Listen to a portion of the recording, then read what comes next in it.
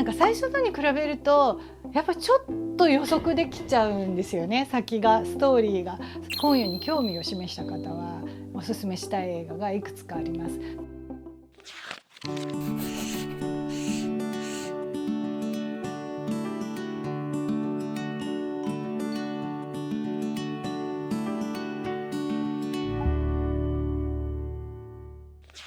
韓国ドラマのイカゲーム2ご覧になりましたか？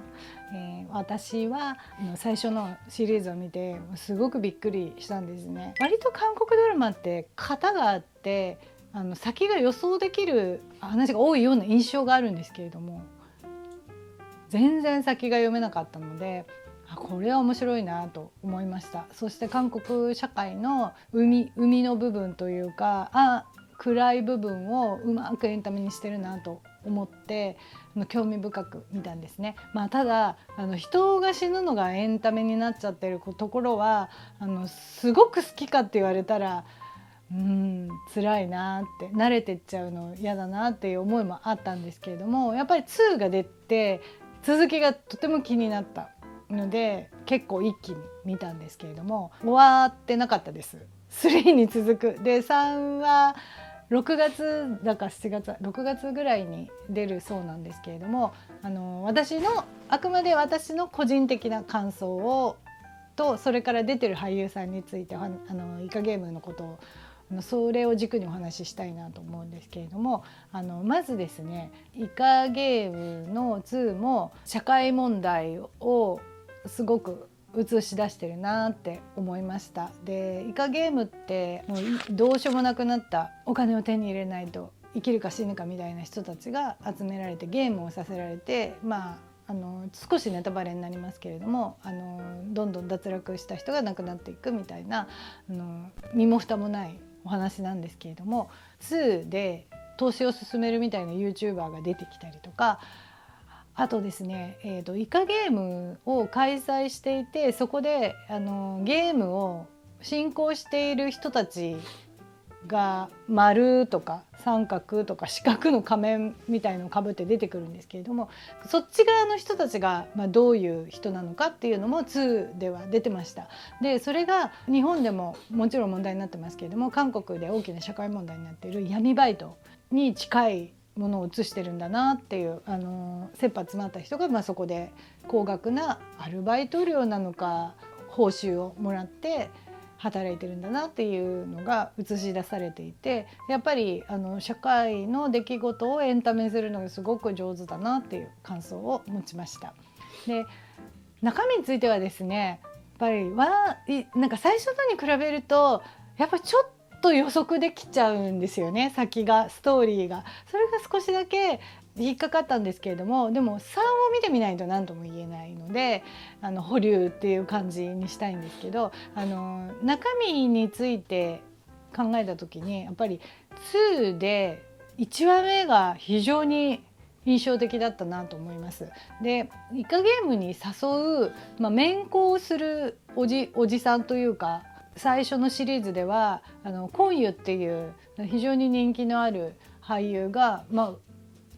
モブキャラみたいな感じで出てきたからびっくりしたんですけど、その2では結構最初の1話目にも彼にフォーカスされていて、でそれがすごい面白かったです。でコンユっていう人は今までちょっと悪役ですとかサイコパスっぽい役みたいのはやったことがなかったんですけれども、演技も素晴らしかったしストーリーもその2の見どころは本当に1話目だと私は思うんですね。でそのサイコパスっぷりもすごかったし、なんかこういろいろ奥行きがあって背景が想像できる感じで、私コンユさんは出ている映画がすごくいいものが多いなと思うので、皆さんにコンユに興味を示した方はおすすめしたい映画がいくつかあります。で一つは私が衝撃を受けた映画はトガニっていう映画があって、でこれはこの映画が放映されたことによって児童に対する性虐待とか性加害に対する法律ができたんです。トガニ法っていうのがそれぐらい社会に影響を与えた映画で、児童の施設のセクシャルハラスメントというかほぼ性暴力ですね。でそれを描いてる映画なんで、非常に後味の悪いし見ていてしんどい映画なんですけれども、素晴らしい映画だなと、エンタメ的にも素晴らしいよくできてる映画だなと思っています。それから韓国の映画とか、ドラマのジャンルで結構ホラーとか面白いものが多いんですね。ホラーの中でも新幹線っていう映画があって、それは今夜が出てるんですけれども、皆さんの大好きなマドンソクというすごいマッチョな体型のおじさんもですごくいい役で出てて、でちょっと今夜って本当にイケメンで、シュッとしてるんですけど、ちょっとなんか影を秘めてるというか 100% 善人じゃない感じの役がすごく似合っていて、でそれが新幹線っていう映画の中でいい味を出してるんですね。お父さん役なんですけれども、ゾンビと戦っていくっていう、その新幹線もおすすめしたいですし、男と女っていう映画があって、でこれはヨーロッパのとっても綺麗な景色の中で中年ぐらいの女性と男性の儚く美しい恋愛を描いていて、恋愛ものを見ない私もすごく情緒があって大好きな映画です。でドラマは皆さんもし人気なのでもしかしたらよくご存知かもしれないんですけど、トッケビっていうドラマに出て、でそれで結構日本ではブレイクしたんじゃないかと思うんですけれども、大好きだっていう方も多いので大人気のドラマですね。でもっと遡るとコーヒープリンスっていうドラマがあって、でそれで結構韓国では知られるようになったんじゃないかと思うんですけれども、これは韓国のお得意の女性が男性の格好をしていて、そこの上司というかコンユと一緒になんかいろいろな、最初対立してて恋愛になっていくっていうお決まりのパターンなんですけど、ラブコメとして非常によくできていて、古いのでちょっとこのセリフどうかなとかいうのもあるんですけど、面白いです。あと俳優さんですごくおすすめしたいのは、イカゲーム2に出てくる中にイムシワン君っていうのがいて、昔ゼアっていうアイドルがいた、日本でも人気だったんですけど、そこのアイドルの一員だったんですけど、今俳優さんとして素晴らしい活躍をしていて、で彼もいい映画いいドラマにたくさん出てて、ミセンっていうドラマなんか有名ですけれども、戦場のメロディーっていう映画があるんですね。でこれ朝鮮戦争の時の映画なんですけれども、イムシワン君が、